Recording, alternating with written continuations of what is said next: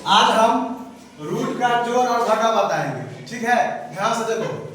देखो यहाँ पे दिया हुआ है कि 5√2 प्लस 3√2 है ना। तो कैसे जोड़ेंगे, कैसे जोड़ेंगे? अगर समझ लो कि मेरे पास 4 पेन है, काला पेन है, और राम के पास 3 काला पेन है, तो टोटल मिला कितना काला पेन होगा? 4 3 7 ना होगा। 4 मेरे पास और 3 राम के पास, तो दोनों आदमी के पास काला पेन है, तो कितना काला पेन होगा? 7 काला पेन होगा। उसी तरह से 5√2 है, 3√2 है, √2 दोनों में लगा हुआ है ना, तो 5 और 3 8, दोनों में क्या लगा हुआ है? √2। जैसे दोनों का आदमी के पास में काला पेन था, उसी तरह से √2 और √2 है ना, 5√2 और 3√2, तो 5 3 8√2 हो गया है। दिक्कत आ गया। यहाँ तक तो दूसरा में ठीक है, 2√5 है प्लस 3√5 है। यहाँ तो देखो रूट सेम था ना, लेकिन यहाँ रूट क्या है? अलग है।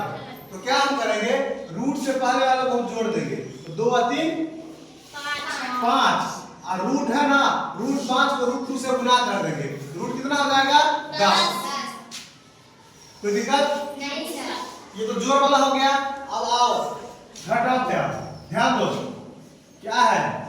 7√5 है ना, 7√5 और 2 घटे 2√5 है।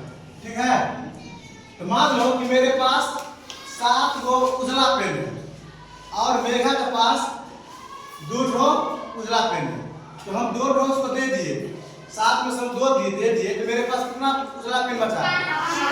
उसी तरह से 7√5 और घटे 2√5 है, दोनों रूट लगा हुआ है, तो 7 से 2 गया तो 5, और √5 दोनों में है, √5 5√5।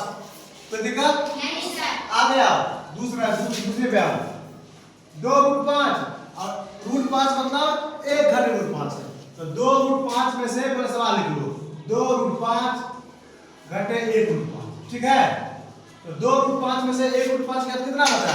2 में से 1 कितना बचा? अगर मान लो कि 2√5 यहाँ है, मान लो किसी के पास 2 ठो लाल पेन है, 1 ठो लाल पेन ले लिया, कितना बचा?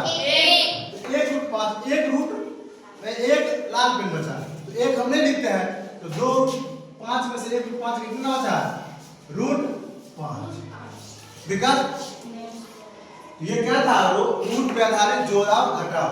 रूट फिर आज हम जोड़ और घटाव बता दिए हैं, फिर अगले शनिवार को हम क्या बताएंगे? गुना और भाग। रूट पे गुना और रूट पे जोड़। ठीक है, ध्यान से देखो, अगर कहीं दिक्कत हो तो फिर पूछना है। ठीक है, देखो ध्यान से।